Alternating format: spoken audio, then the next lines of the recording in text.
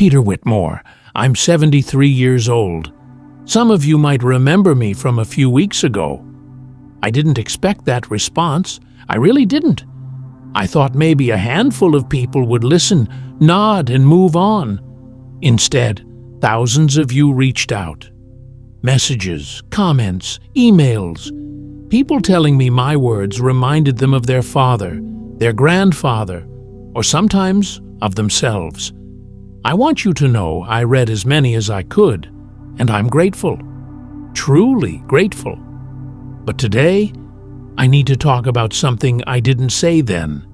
Something I avoided because it still hurts to say out loud. Something personal.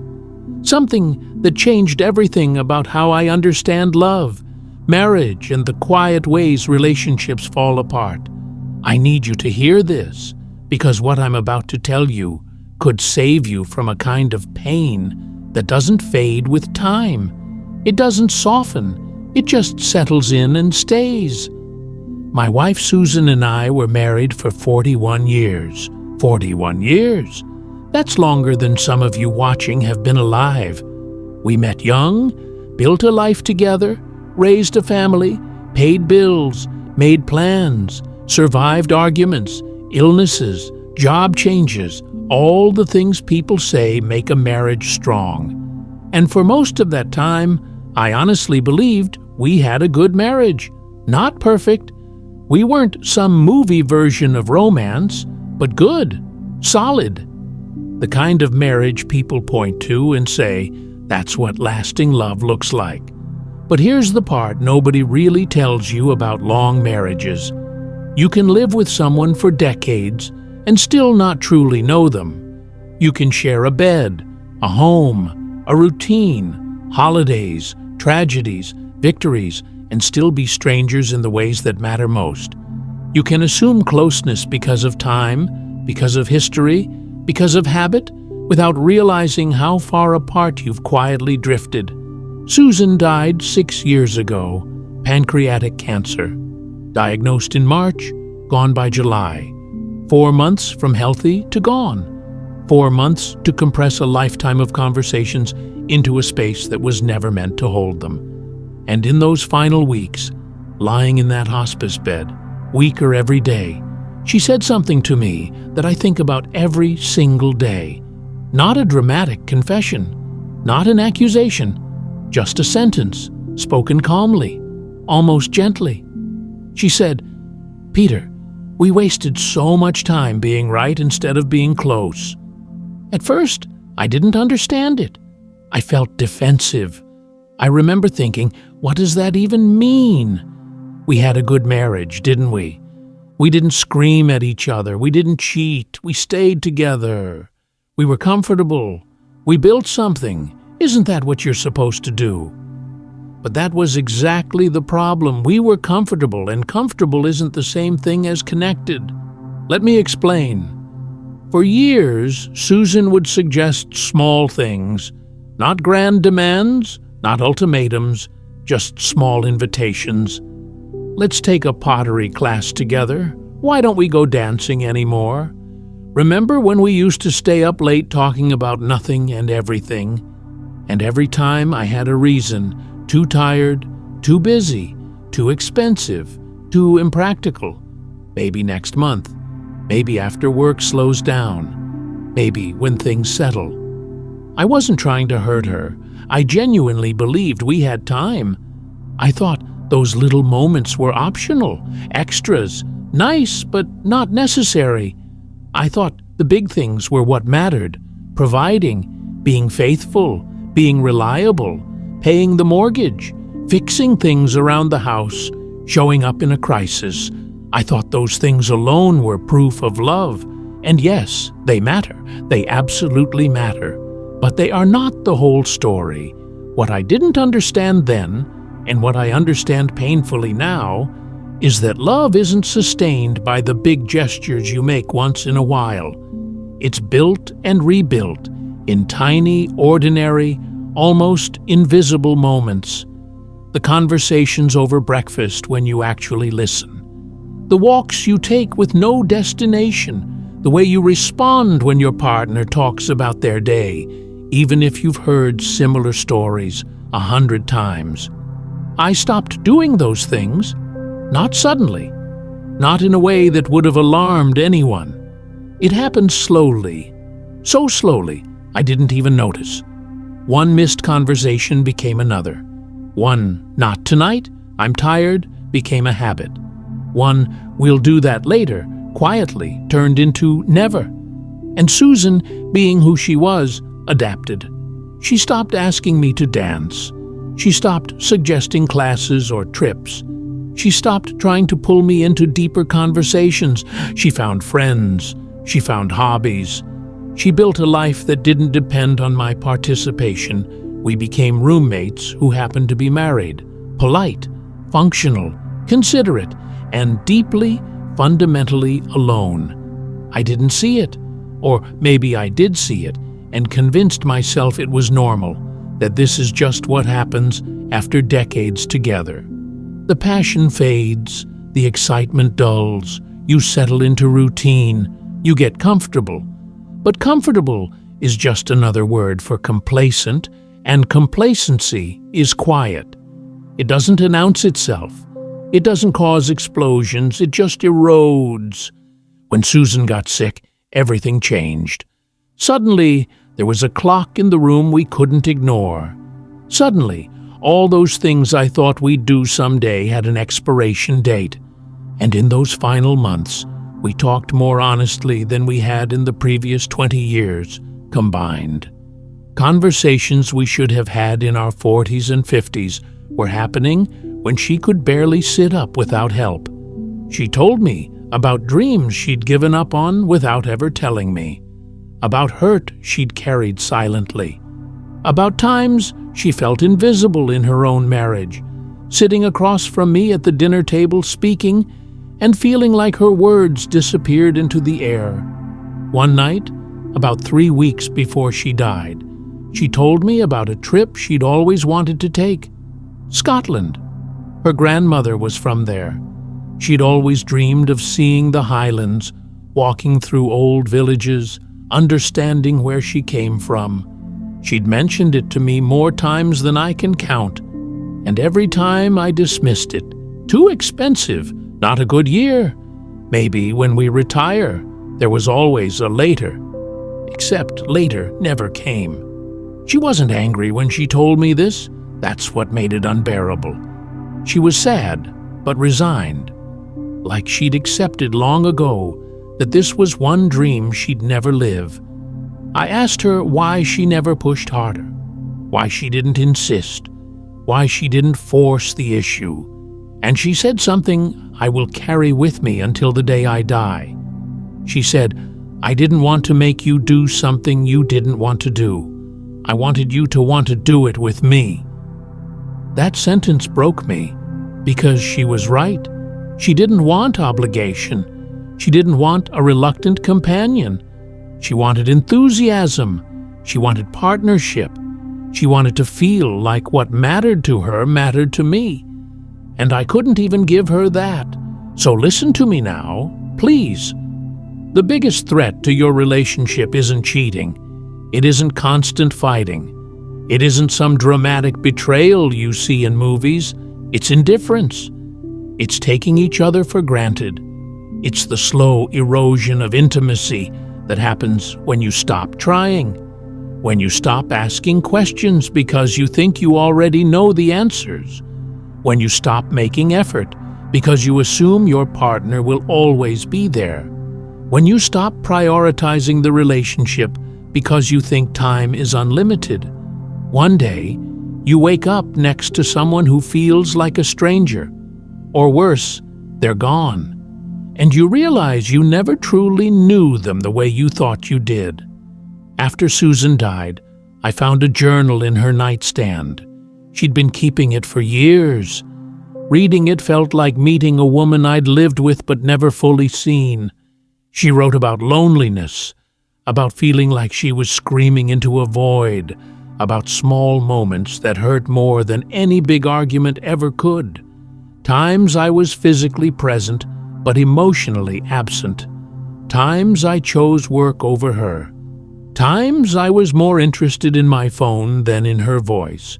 She also wrote about love, about the man she married, about hoping that version of me would come back, about trying to reach me and not knowing how. I was right there. We slept in the same bed every night, but in so many ways, I might as well have been on another planet. And here's the part that haunts me the most. None of it was malicious. I wasn't cruel. I wasn't unfaithful. I wasn't trying to hurt her. I just got lazy. I thought showing up was enough. I thought providing was enough. I thought not doing anything wrong was the same as doing things right. But relationships don't die from one catastrophic failure. They die from 1,000 small neglects. If you're in a relationship right now, I want you to ask yourself something. When was the last time you had a real conversation with your partner? Not about schedules or bills or what's for dinner. A real conversation about dreams, fears, ideas, the things that make them who they are. When was the last time you did something simply because it would make them happy? Not because it was a birthday or an anniversary. Just because. When was the last time you looked at them, really looked at them, and felt grateful they're still there? If you can't remember, then you're making the same mistake I made, and I need you to understand this. Your partner will not be there forever. That isn't pessimism. It's reality. One of you will die first. And when that happens, there are no do-overs. You don't get to go back and have the conversations you postponed.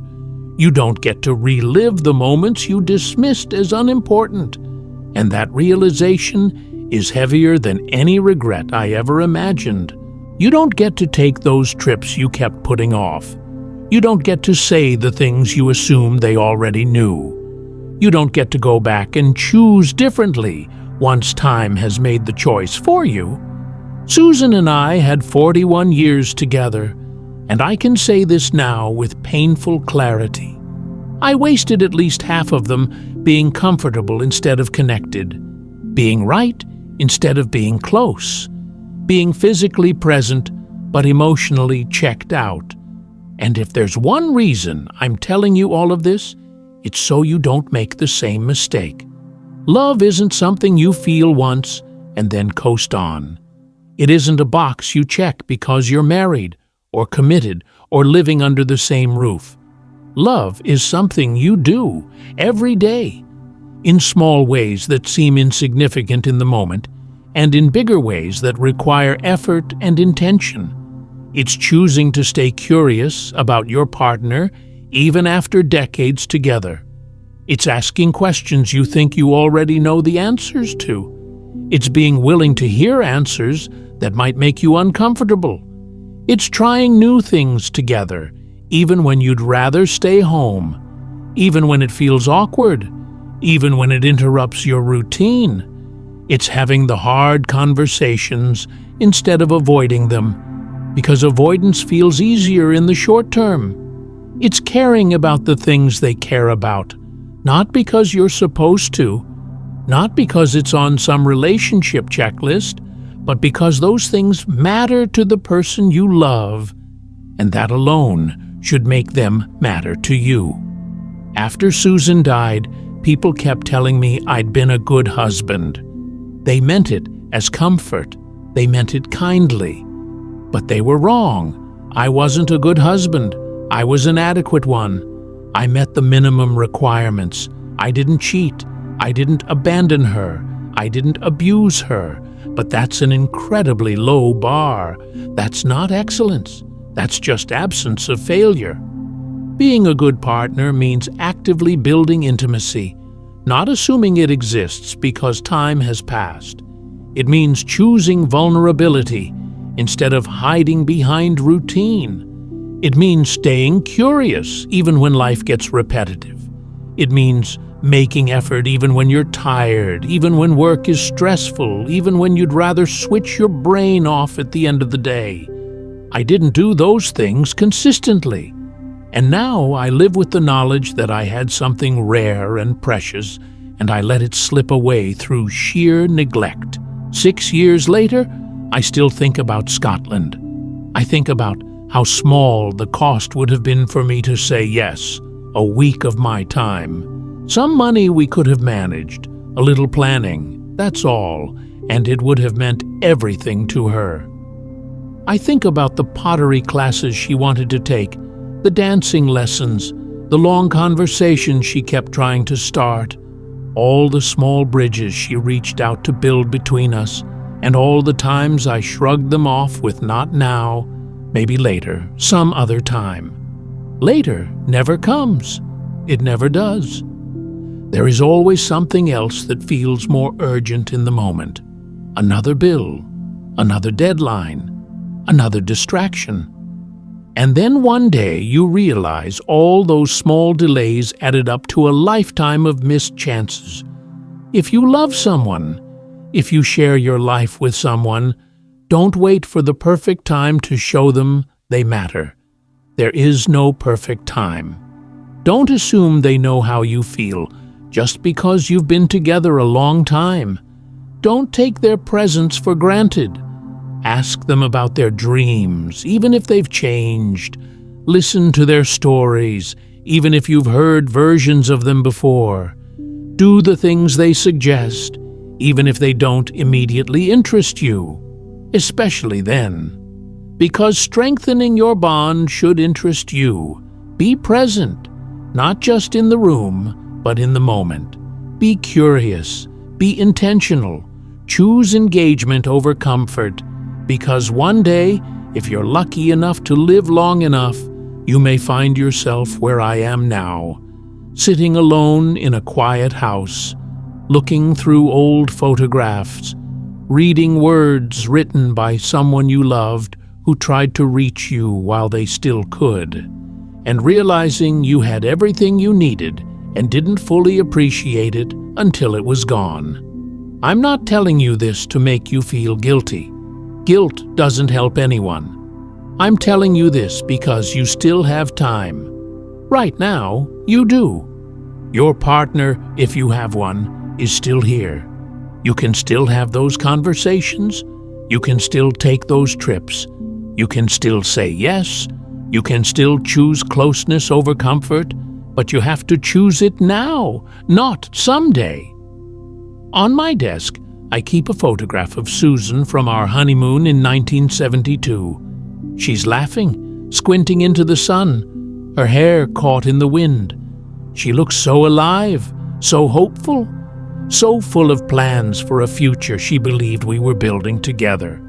And when I look at that picture, I think about the woman she became. Still beautiful, still kind, but over time, carrying a quiet sadness in her eyes. A sadness I helped create not through cruelty, but through years of benign neglect. Susan was right. We wasted so much time being right instead of being close. And I can't change that now. But maybe you can change your story. Don't waste your time the way I wasted mine. Love the people in your life actively and intentionally while you still can. This channel exists for people like me, sharing hard-earned lessons and memories in the hope that someone else won't have to learn them the same way. If this meant something to you, if it made you pause or think or reach for someone you love, consider subscribing and turning on notifications so you don't miss future stories. And if this resonated with you, leave a comment or tap the like button. It helps more than you know.